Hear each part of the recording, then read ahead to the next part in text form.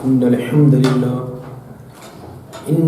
لله نحمده ونستعينه ونستغفره ونعوذ بالله من شرور أنفسنا ومن سيئات أعمالنا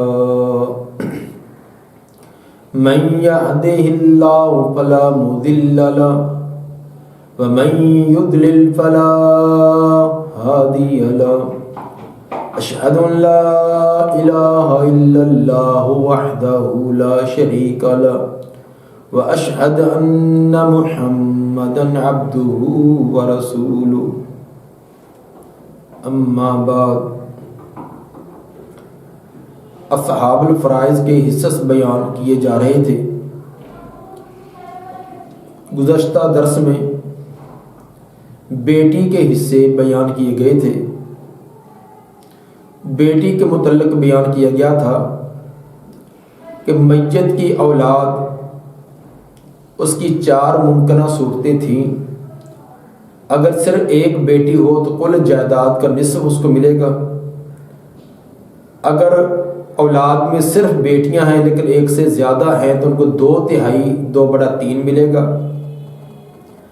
اگر بیٹے بیٹیاں دونوں ہیں تو بطور اسبہ ان کے اندر وراثت تقسیم ہوگی اور للذکر مثل حظ الانثیین کے مطابق، یعنی بیٹے کو ڈبل اور بیٹی کو سنگل ملے گا۔ اگر صرف بیٹے ہیں تو دیگر ورثاء کو دینے کے بعد جو بچے گا وہ بطور اسبہ بیٹوں کو ملے گا۔ اگر بیٹیاں نہ ہوں، فوت ہونے والا مرد یا عورت، اس کی پوتیاں ہوں، ان کو وراثت میں کیا ملے گا؟ آج کے ہمارے سبق میں یہ چیز بیان کی جائے گی۔ تو چونکہ پوتیاں بھی بیٹیاں ہی ہوتی ہیں تو بیٹیوں کی عدم موجودگی میں جو بیٹیوں والی کیفیت تھی، حصص تھے، وہی پوتیوں کی طرف منتقل ہو جاتے ہیں۔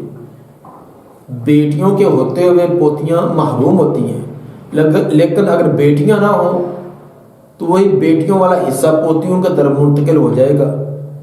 یعنی جو ہم نے بیٹیوں کے حصے بیان کیے ہیں بے عین اسی طرح پوتیوں کے حصے ہوں گے۔ اب ان کی پوری تفصیل مندرجہ ذیل ہو جائے گی۔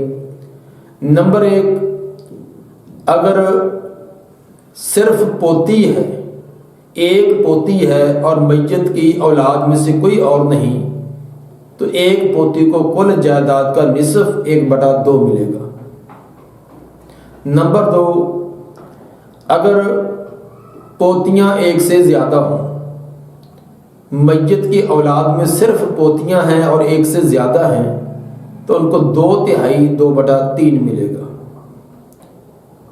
اگر ایک بیٹی کے ساتھ پوتیاں آ جائیں، پوتیاں بھی ہیں اور ایک بیٹی ہے، تو تب پوتیاں جو ہے ان کو 6واں حصہ 1/6 ملے گا تاکہ ثلثان کو مکمل کیا جائے۔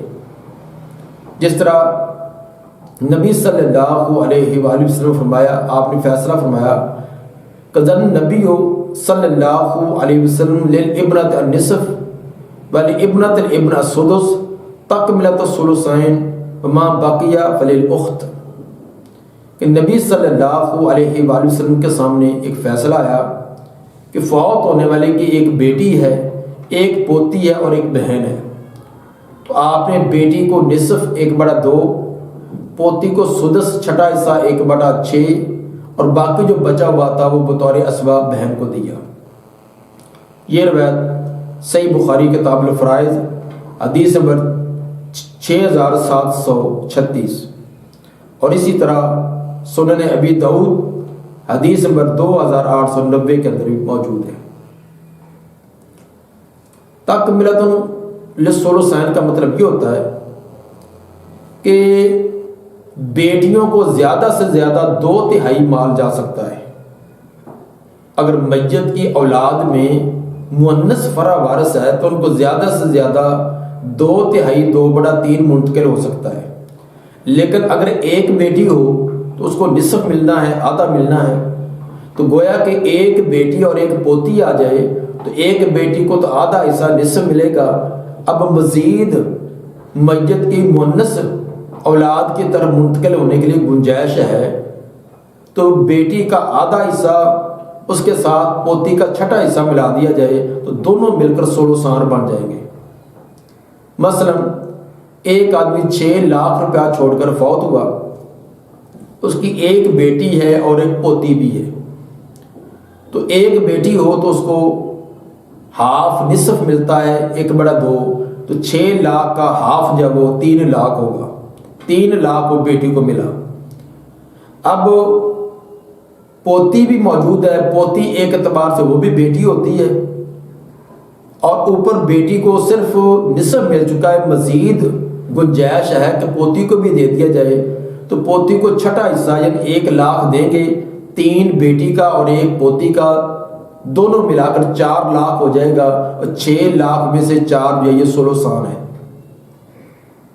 تو مطلب یہ تھا کہ اگر پوتیوں کے ساتھ پوتی ایک ہے یا ایک سے زیادہ ہے, ان کے ساتھ میت کی ایک بیٹی ہے تو پھر پوتی کو چھٹا حصہ 1/6 دیں گے تاکہ بیٹی اور پوتی دونوں کا حصہ اکٹھا کیا جائے, وہ 16 سان بن جائے, 2/3 بن جائے.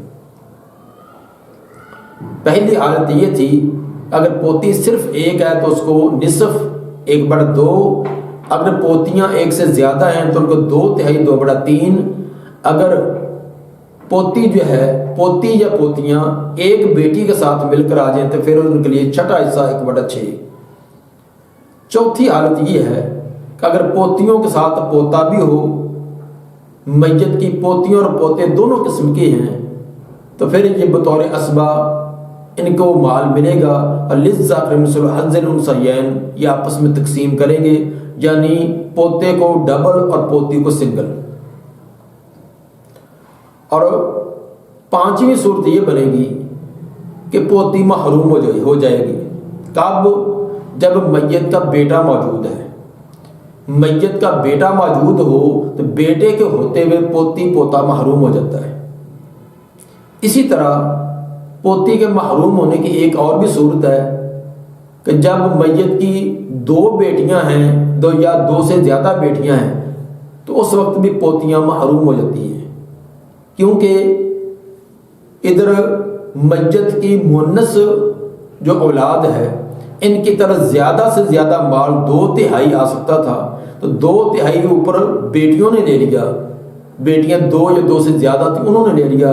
اب پوتیوں کے لیے نیچے کچھ نہیں بچے گا, تو گویا کہ 2 یا 2 سے زیادہ بیٹیوں کی موجودگی میں پوتیاں محروم ہوتی ہیں. البتہ ایک صورت ہے کہ 2 یا 2 سے زیادہ بیٹیوں کے ہوتے ہوئے بھی پوتی وارث بن جاتی ہے, وہ اس وقت جب پوتی کے ساتھ پوتا بھی آ جائے, میت کی پوتی کے ساتھ پوتا بھی آ جائے, تو پھر بیٹیوں کو 2/3 دینے کے بعد بطور اسبہ ان کو مال مل جائے گا, جو بچ جائے گا وہ پوتی اور پوتے کو ملے گا, اور یہ آپس میں للذکر مثل حظ الانثیین کے مطابق تقسیم کر لیں گے. تو یہ تھا کہ میت کی اولاد اگر بیٹی بیٹے ہیں تو ان کی تقسیم کا طریقہ پہلے بیان کر دیا. اگر وہ نہ ہوں تو ان کی جگہ یہ پوتی اور پوتے آ جائیں گے, اور تقسیم کا طریقہ کار تقریباً وہی ہوگا, صرف اس کے اندر 1 یا 2 صورتیں مختلف ہیں. اللہ تعالیٰ سے دعا ہے کہ ہمیں ان تمام احکام اور مسائل کو سمجھ کر ان کے مطابق عمل کرنے کی توفیق عطا فرمائے. سبحان ربک رب العزت عما یصفون والسلام علی المرسلین والحمد للہ رب العالمین.